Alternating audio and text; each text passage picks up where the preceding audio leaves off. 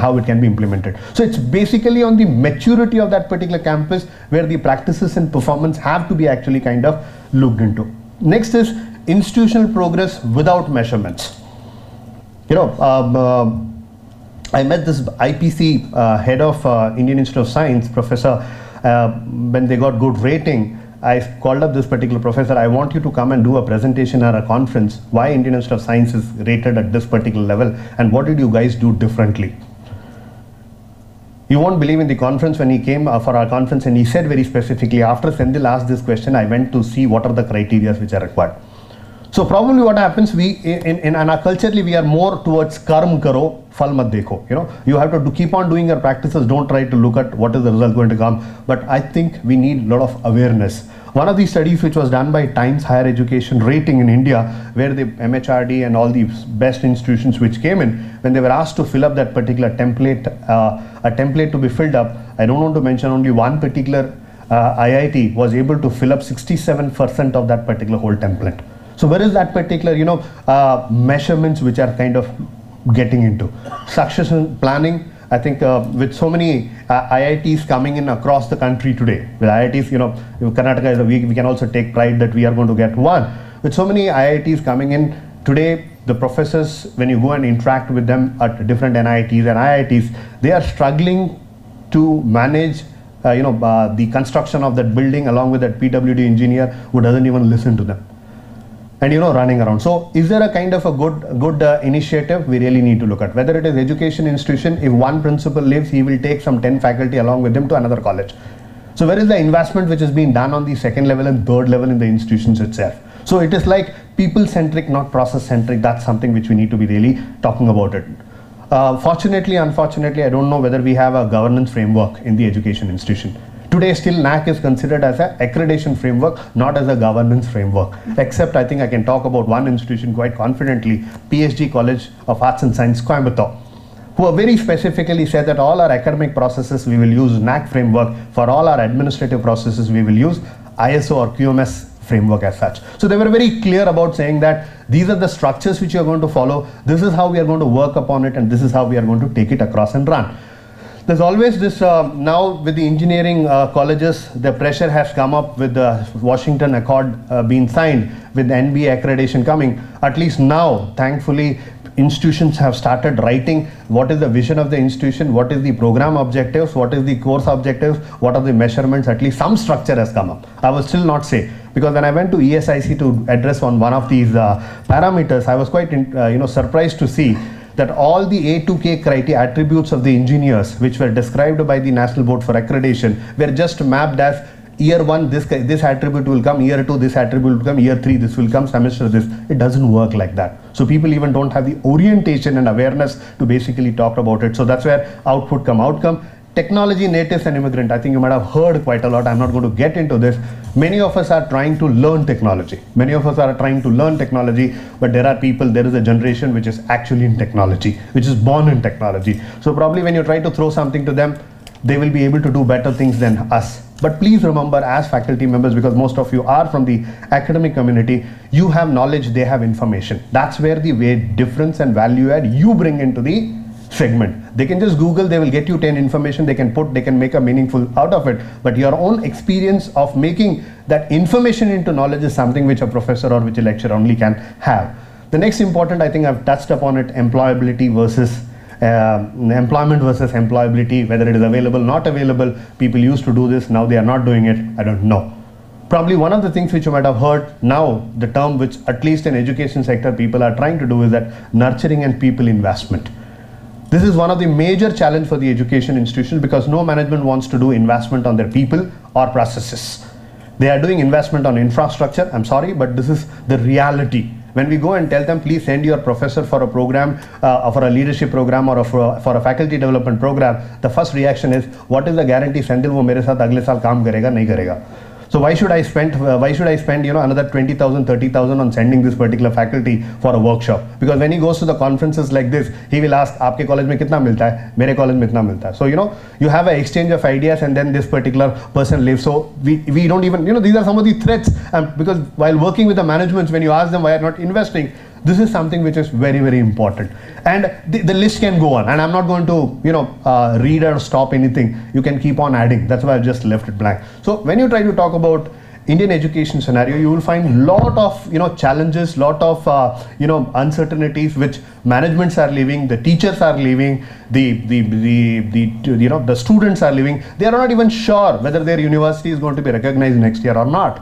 Because there may be one committee which may come and say, so one institution did some mess up, so all the institutions which went into 2014 becoming university, we have to revisit them. There will be one committee come, another committee come. So there's a lot of uncertainty when you try to talk about education management and education delivery, education design and people. So when you try to talk about, now this is the reality, okay, these are some of the grassroots level pictures which we have tried to capture as part of our journey for last 10-11 years. When you go around, you try to talk, now you will find that Supreme Court is coming to say that you need a transport guidelines in education institution. The grill should be there, the hand rest should be there, all these things should be there. So look at homework. This is again at the school sector, whether it should be given, not to be given. Now technology has been enabled, and whether it is worthwhile or not, we will talk about it little later. Examination system, you find that the corner on the right hand side corner, topmost corner, that particular thing is nothing but an examination center in Nanded in Maharashtra, where the English paper examination is going on. All those are relatives.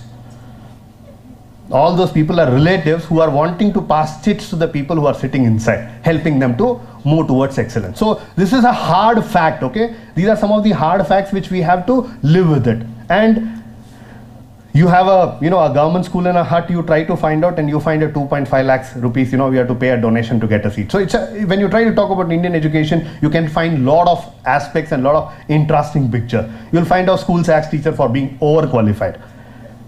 Now these are some of the hard realities that which we need to look at. Teachers beating up, and these are also some of the government schools.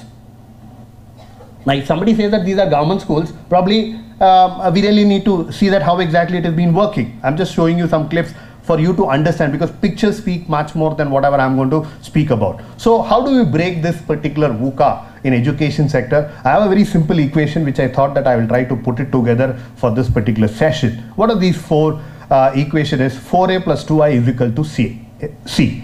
Now that's a capital C. We will try to get into one by one. What is this awareness that we are trying to talk about? Awareness is the across the stakeholders, we need to really understand that what is that value creation that we are going to give it to that particular person who's going to come and work with us. How do we keep trying to see that at institution level and individual level, trying to find out what is happening in my Hindi subject or English subject or math subject or any other subject versus on institutional management strategies. Now that's where I think people need to spend. So when you are becoming a principal or a headmaster or a director of a campus, then probably you really need to spend more time. What I believe is up to 80% of your time on taking the institution to the next level, 20% footing in the classrooms. But what happens, unfortunately, the teacher who becomes principal still wants to go back to the classroom. And when he's trying to talk about it, I think we really need to look at. So look at this particular ad. Now, as soon as you look at this particular ad, it is not a very bad ad or anything like that. When you write a big word like this, automatically the attention goes. Now look at that particular person who is trying to sell a Subway burger, who wants him or her to get attracted towards it, and then says that please try to look at this. How the person is trying to create value creation. हम एक rickshaw चालक को भी physics दिखा देंगे. Now this is where the confidence of that particular institution is so high that he says कि आप rickshaw वाला भी होगा तो मैं आपको सिखा दूंगा. Now this is where what happens, the value creation and awareness about what he can do is something which is very, very important, which the education institution needs to have. Uniqueness. Look at this particular picture. This is a clip from Times of India. Professors don't create interest for learning. 88% of IITians have said. There's one more which is also says that below that 75% of IITians prefer chasing hobbies than studies. Now these are some of the awareness facts, but what is being done after this, I think we don't know. That's where probably I think we really require some kind of clear-cut matrix, clear-cut a tool to basically understand what is expected, what are the people's expectations, and how exactly can we match upon it. So once you have the right kind of awareness, the second A will happen. The second day is all about assessment. Because based on your depth of your awareness only, you can actually start assessing where are you, how much still needs to be done, what are some of the things which needs to be done. And if you are not trying to catch up to that particular place, then it doesn't work. Because what happens, I still remember, I'm just quoting one or two examples of my own. When I used to work with Christ College Bangalore, that time it used to be called as Christ College Bangalore, we started a center called as Center for Education Beyond Curriculum. This was actually a center which was basically to vet the internal practices of the college through external people, bring them and give a case study, look at our practice, vet it, and then go back and actually start introducing that particular practice. So when we were trying to do the assessment on this particular space, we found many other colleges also starting Center for Education Beyond Curriculum. They had one placement officer who used to sit down and he used to manage these kind of things. But whether it was actually required, you can copy a practice, you can copy a department, but can you actually find out where exactly you are against? Now this was one of the very interesting live institution. This is a live institution, a university in India, one of the private universities. How beautifully they have actually done an assessment where exactly they are going to be on 2014. And we are in 2015. I can confidently say that this particular university, when this particular professor had come in 2005-06 to our conference, he shared this particular slide with us saying that this is what is there. So when you do the assessment and you have a clear matrix which has been built upon it, then automatically your journey will become much more worthwhile, because you are understanding what kind of different scenarios may happen. You can continually improve upon it as you keep growing. The third important thing which is very, very difficult in academics is accepting that I know that I don't know. Very difficult. And this is, consider this as an occupational hazard for teaching. Maybe the design is like this. Because the lecturer is always standing, talking. So, after some time, even if you go back home, the spouse starts telling you, lecture baji sab ghar mein rakho, yahan mat rakho. Why? Because the whole thought process is that I really need to know, I really need to find out what are the, so that's where I have to go back to that first stage to increase my awareness. Go back and ask your head of the department, why are you running a Hindi program, an English program, and why only first and second year Hindi or first year, second year in English? I still remember one of my colleagues making this particular statement, and he was trying to teach literature, and a question was asked, क्या madam आप ऐसे बोल रहे हैं जैसे सूरदास आपके घर के पास में रहता था? Now this is where what happens is that you have to actually try to contextualize to that particular environment and then try to say that how exactly it needs to be done. So the accepting the fact is very, very difficult. And then I'll show you one example here. The complete PhD process is complete in one particular university. They have completed the complete PhD admission process and finally found out that there were no guides. Now you can say that the operation successful. Now this is where we need to accept, and these are some of the hard realities. So how do we start? I'm not criticizing. What I'm trying to say is that what learning can we take from all this? How can we go ahead trying to break all these environment by taking every act, every statement which comes in, how do we work upon it? Something very, very important. And for first 3 A's to happen, after acceptance, awareness, assessment, acceptance, then the attitude. For having this particular fourth A, if you don't have the fourth A, the first 3 A's will never happen. I still remember I was sharing a simple example inside before coming for this particular conference. Somebody said, you have been a Hindi professor for so many years. Why students don't like Hindi? How can we make Hindi interesting? So one of the gentlemen made a very interesting statement at that time. He said, आप language teachers की सबसे बड़ी problem ये है कि आप हर चीज को माता सरस्वती के रूप में देखते हो. आप थोड़ा सा उसे लक्ष्मी के रूप में देखना शुरू करोगे तो automatically Lakshmi and Saraswati will give you a lot of value addition, so student will find interest in learning that particular subject. And I can tell you this was a statement which was made by one of those experts who translated मैं आम रस खा सकता हूँ, that Mango Mood ad, who scripted it. This was the statement which came in. And thereafter we really started. So you really need to understand, as a lecturer, when I sit back in my department, I'm not worried about total number of leaves which are available, what are certain things which still needs to be done, but I need to have a complete department level plan, institution level plan, and then try to review when I go to such conferences, come back and reflect upon. And that's where it talks about. After attending all the conferences, if you go back with a t-shirt to your campus and say, I just come to teach here, don't worry about anything else. I don't think we are trying to move. So what is the 2I again? And this needs to happen at two levels. One, the institution should invest to make sure that any kind of these scenarios are being taken care, and that's where the individual and institution has to work. And that's why here the small I is the individual, the big I, capital I is the institution. And when you try to talk about individual and institution working in tandem, that's where you need an institution level plans, you need a department level plan, you need an individual level plan, how you will get mapped on it. Then only you'll be able to see a complete synchronization, and then people start reflecting together as a team. And that's where I think it's worthwhile to spend some time together to not only attending conferences but at the department level itself to look at this particular. This is how people say that life is all about. It says a very interesting ad which says, if you are unemployed and need an outfit clean for an interview, we will clean it for free. Now look at the orientation for future. Okay, this fellow, once he will get job, he will come back again to me as a customer. So probably that's where probably the Indian institution and individuals have to work together to ensure that particular child who's committing himself for 3 years with us, how are we going to add value to this particular child? And that's where the final C will work. And C is not about anything. C is all about change, which is scientific and systematic. What is this scientific and systematic? The scientific and systematic is that you don't change because somebody else asked you to change. I still remember that mobile phones, I don't know in your college whether it is banned or not, or many other colleges it is banned or not. But when we go and I still remember Dr. Balveer Reddy, who was Vice Chancellor for VTU at that particular time, when he banned it, he came on a live program in one of the channels. I called him and asked him a very simple question saying, sir, why did you ban?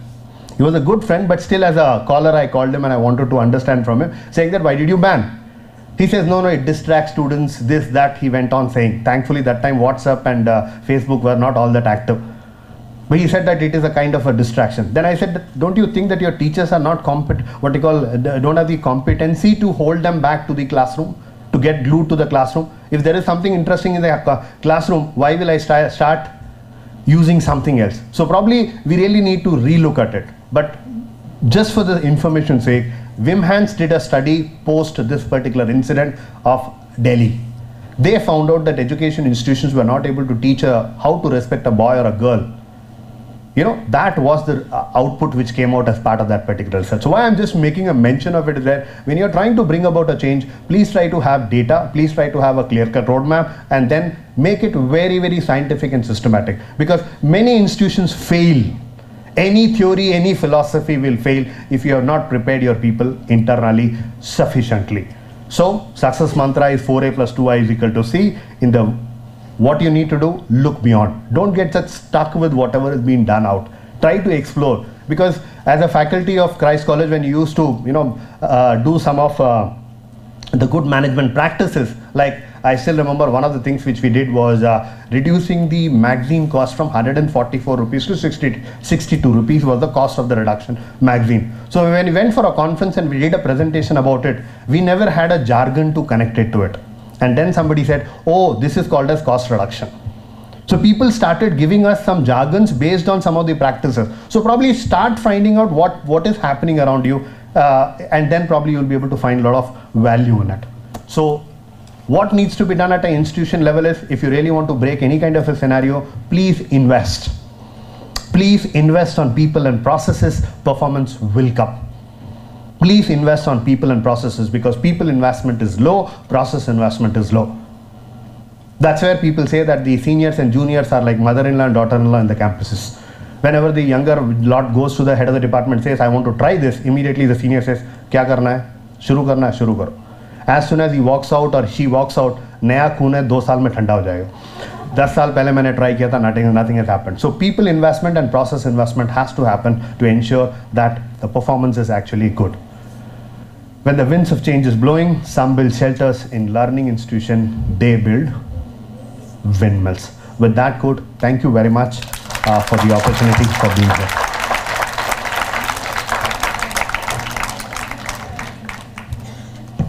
Thank you so much, Senthil sir, for that very, very enlivening and educational presentation. Recently there was a horror movie which was released, 6 minus 5 equals 2. And yours was 4A plus 2I equals 6? No, C. But anyway, it was fantastic, and I perfectly love that quote on how much data is being accumulated and the emphasis on PhDs.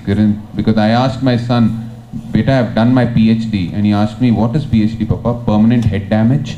So I don't know what it was, but anyway, fantastic on your awareness, attitude, acceptance, and assessment as tools. We'll have quick 1 or 2 questions from the audience. Just 2 questions or 1 question so that we have the other speakers who can start. We are running out of time.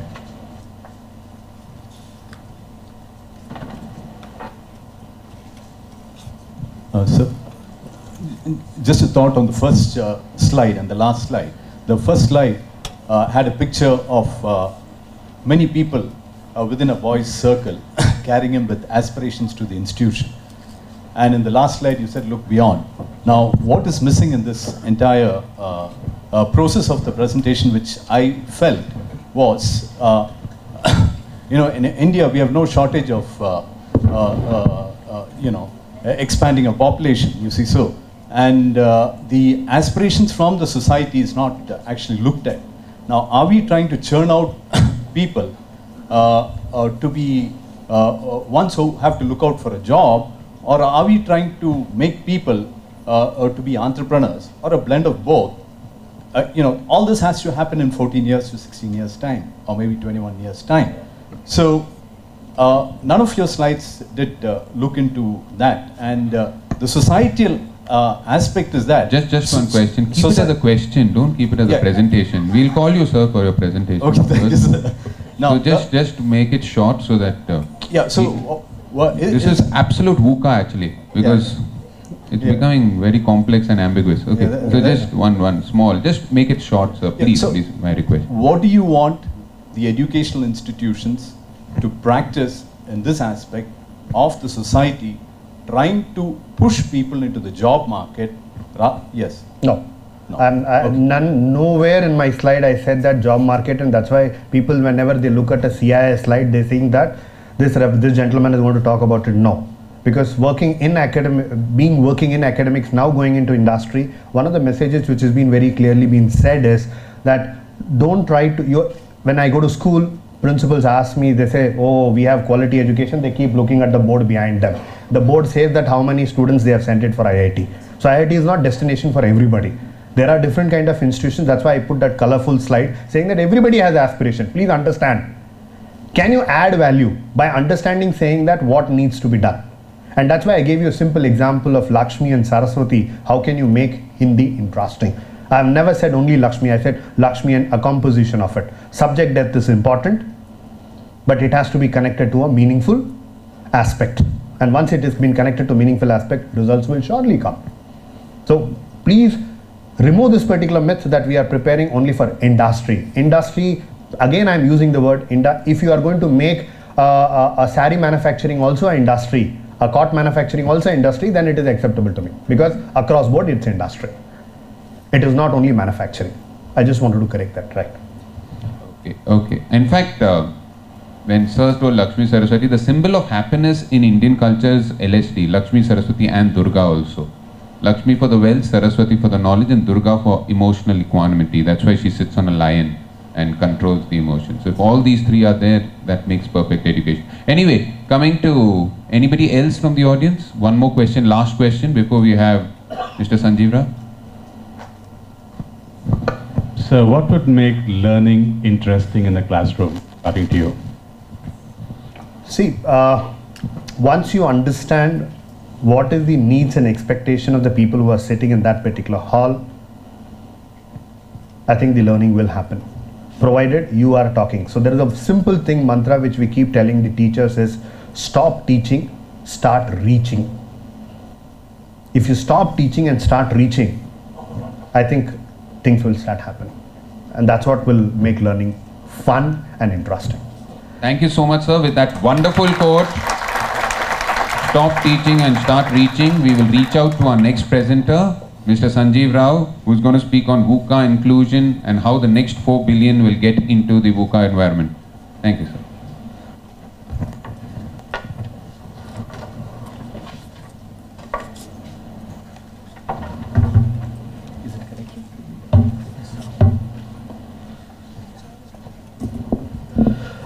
Hello everybody, and thanks for Jain College for having me over, and iNurture. Also, distinguished panel, never easy for someone from industry to talk in front of such eminent speakers, but we'll see what I can do here. When I was asked to talk about VUCA, the first question I asked him, are you sure you're talking about India? You want me to do this in Jainagar? He says, yeah, VUCA. I said, but hang on, we Indians leave VUCA every day in our lives. We are trying to make it look, and I still believe that that is the quality why we Indians are successful everywhere else in the world. Because when I teach in business universities abroad, I tell them, come to India and you'll see VUCA in action. So, let's also accept the fact that VUCA is not bad and that we are probably one of the countries. I will just look at a typical day in our lives. Work, family, uncle, auntie coming in, some wedding. How do you put that into a model? Impossible. And that is nothing but VUCA and our capacity to be very, very agile. Secondly, when I was asked to talk, because I happen to come from a very Lakshmi-oriented background called Boston Consulting Group, so I was asked to talk about corporates and everything. I said, look, let's just change the mindset and maybe we talk about the next 4 billion. So today the talk is not going to be just about how we can optimize things for ourselves, but there are 4 billion people there who are the have-nots, and what is their role in society? And I thought we'll talk a little bit about that. How do you change this? Yeah, that's fine. Okay. Where is this? Bangalore, next to our houses. Trash just a kilometer away from all of us where we are staying, because people from some of the dump yards have said, no, we don't want any of this anymore, you keep it in your backyard. And suddenly now all of us are talking about waste, when about 2 years ago it wasn't even a subject. 3/4 of Indian schools are in this state. We are talking about education. 3/4 of our schools don't have any infrastructure, any process, and kids are living like this. I'm sorry, this is not moving. Yeah, okay.